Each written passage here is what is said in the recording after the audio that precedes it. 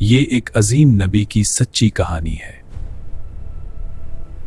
اور یہ نینوا کا شہر تھا جہاں لوگ اللہ کو بھول چکے تھے۔ ہر طرف برائیاں پھیل چکی تھیں۔ تب اللہ تعالیٰ نے ایک نبی کو بھیجا، حضرت یونس علیہ السلام۔ اللہ کی عبادت کرو، مگر لوگوں نے انکار کر دیا۔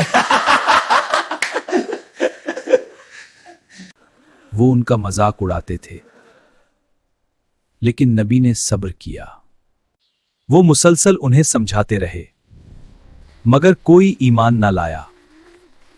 حضرت یونس غمگین ہو گئے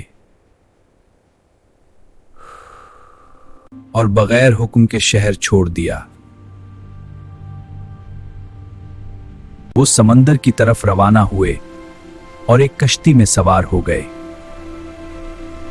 شروع میں سب ٹھیک تھا، پھر اچانک طوفان آ گیا۔ لہریں بلند ہونے لگی، لوگ ڈر گئے۔ انہوں نے قرآن اندازی کا فیصلہ کیا۔ نام نکلا یونس کا، پھر بھی وہی نام نکلا۔ تیسری بار بھی بہنوں، یہ اللہ کا فیصلہ تھا۔ حضرت یونس سمندر میں کود گئے۔ ایک بڑی مچھلی آئی۔ 3 اندھیرے، سمندر، رات اور مچھلی۔ ہر طرف خاموشی تھی۔ تب انہوں نے دعا کی، لا الہ الا انت سبحانک انی کنت من الظالمین۔ اللہ نے دعا قبول کی۔ اللہ نے درخت اگایا، انہیں سایہ ملا۔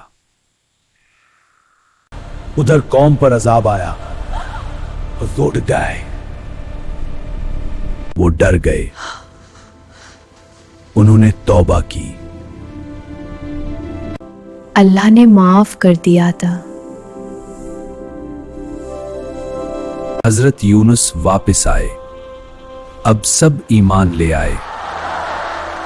ہر طرف خوشی تھی۔